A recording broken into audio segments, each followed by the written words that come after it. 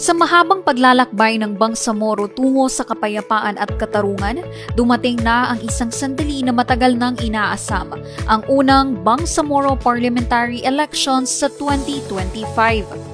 Hindi ito basta isang halalan lamang, kundi isang makasaysayang hakbang patungo sa ganap na pagsasabuhay ng demokrasya sa rehiyon.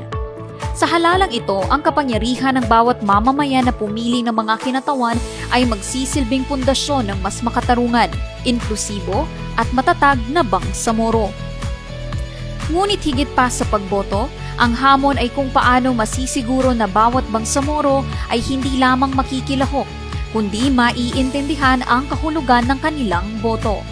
At dito, pumapasok ang mahalagang papel ng Bangsamoro Information Office o BIO, isang ahensyang nagsisilbing ilaw at gabay sa mamamayan upang ang bawat desisyon ay nakabatay sa kaalaman at katotohanan. Isa sa pinakaunang inisyatiba ng BIO ay ang paglulungsad ng halalang Bangsamoro Facebook page, ang opisyal na plataporma ng impormasyon hinggil sa Bangsamoro Electoral Code at sa halalan. Sa panahon kung saan mabilis kumalat ang maling impormasyon, naging mahalaga ang pagkakaroon ng isang mapagkakatiwalaang boses na handang maghatid ng malinaw at tumpak na balita. Hindi lamang ito isang pahina sa social media, kundi isang simbolo ng transparency at accountability na anumang tanong ng isang botante may kasagutan at anumang agam-agam may paglilinaw. Bilang tugon sa pangangailangan ng mas malalim na pag-unawa, nakipagtulungan ang BIO sa Legal Network for Truthful Elections o LENTE noong 2023 upang mabuo ang Bangsamoro Electoral Code Frequently Asked Questions Handbook. Ito ay isang praktikal na gabay na nakasulat sa paraang madaling maintindihan ng karaniwang mamamayan mula sa mga karapatan ng botante, proseso ng pagboto hanggang sa kahalagahan ng kanilang partisipasyon. Ang librong ito ay hindi lamang teksto sa papel. Ito ay naging kasangkapan ng empowerment, nagbibigay lakas sa bawat Bangsamoro na kilalanin ang kanyang karapatan at gampanan ang kanyang tungkulin.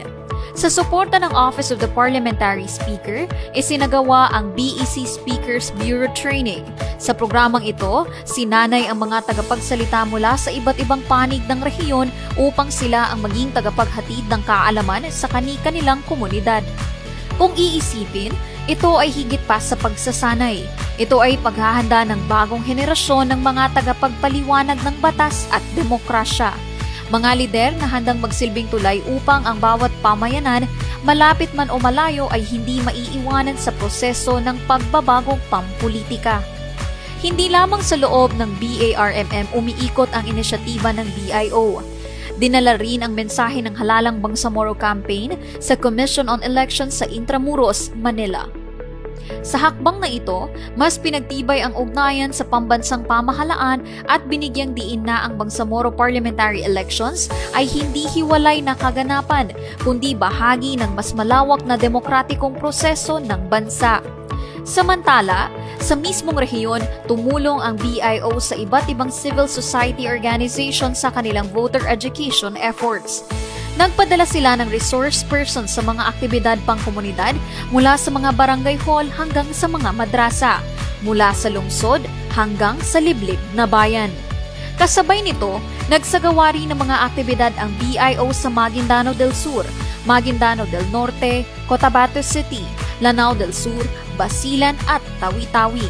Ang layunin, walang Bangsamoro ang maiiwan sa pagkakaroon ng kamalayan at kaalaman.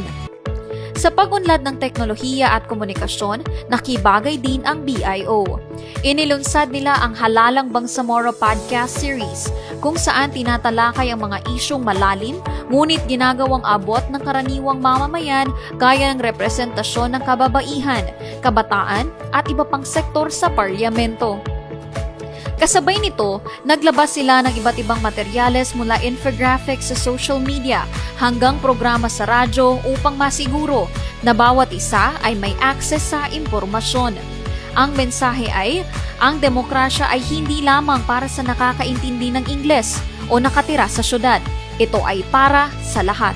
Mahalaga rin ang papel ng media sa paghubog ng opinyon at kaalaman ng publiko.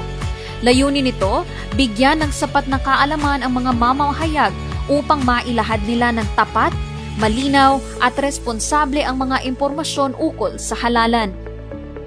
Sapagkat sa bawat balitang inilalathala, may kapangyarihan itong hubugin ang pananaw ng mamamayan. Sa lahat ng pagsisikap na ito, naninindigan ng BIO sa simpleng paniniwala. Ang botanteng may kaalaman ay haligi ng isang matatag na demokrasya. Ang darating na halalang Bangsamoro 2025 ay higit pa sa isang proseso sa pagbibilang ng boto. Ito ay pagsusulit sa ating pagkakaisa, pagpapasya at pananampalataya sa mas maliwanag na kinabukasan.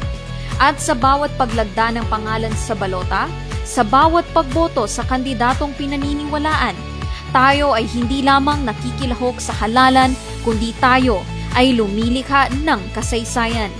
Yana Sanday, BIO News.